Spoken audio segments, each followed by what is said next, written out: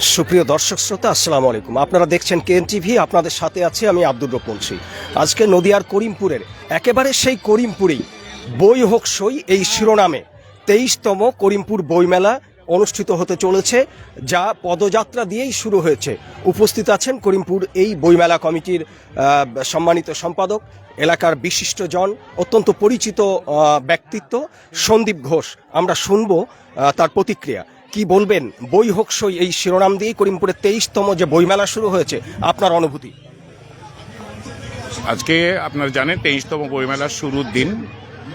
প্রথমে আমি আপনাদের কেএন টিভিকে ধন্যবাদ জানাই যে বইমেলার শুরুর দিনে আপনারা দেখলেন যে মঞ্চে রাস্তায় নেমেছিল প্রায় 15 বা 20টা হাই স্কুল, প্রাইমারি স্কুলের ছাত্রছাত্রীরা এবং বিভিন্ন সাংস্কৃতিক সংগঠনের ছাত্রছাত্রীরা। তো বইমেলাকে আমরা কি একটা কমন প্ল্যাটফর্ম হিসেবে, মানুষের প্ল্যাটফর্ম হিসেবে আমরা গড়ে তুলতে চাইছি।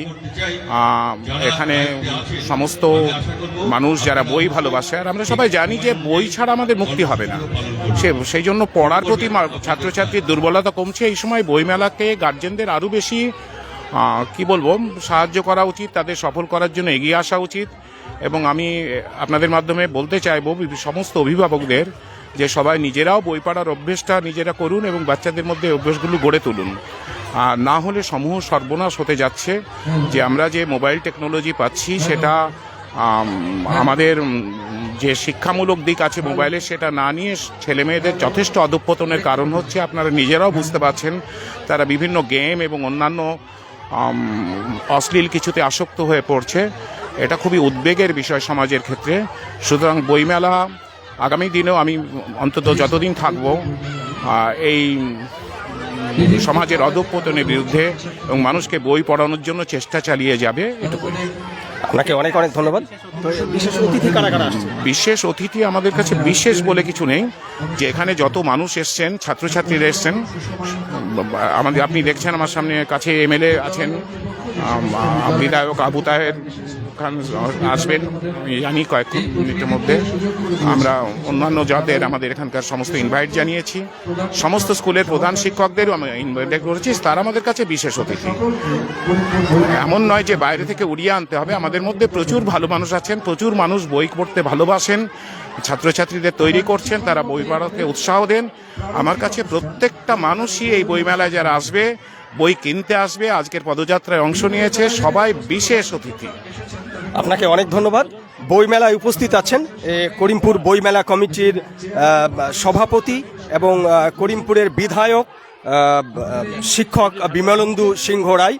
তো বিমলেন্দু সিংহ রায়, আপনার কাছে জানতে চাই যে এই 23তম বইমেলা উপলক্ষে আজকে যে র্যালি হলো এবং বই হোক সই এই শিরোনামে যে বইমেলা অনুষ্ঠিত হতে যাচ্ছে, তো বিশেষ করে বই পড়ুয়াদের, বই পাঠকদের কি বার্তা দেবেন? বই পাঠকদের একটাই বার্তা দিব যে বই তোমাদেরকে সঙ্গে নিতে হবে, বই ছাড়া বাঁচবার কোনো উপায় নেই। তোমরা যদি আগামী দিনে সঠিক জায়গায় সঠিক স্তরে পৌঁছাতে পারো, তাহলে বইকে নিয়ে নাড়াঘাটা করবে। এটা হচ্ছে আমার প্রথম এবং প্রধান তাদের প্রতি আবেদন। আর বই ছাড়া কেউ থাকতে পারবে না, সেই রকম একটা সম্মুখীন অবস্থা তৈরি করতে হবে তাদেরকে। যে এই বই নিয়ে বিশেষ করে এই যুগ ডিজিটালাইজেশন হওয়ার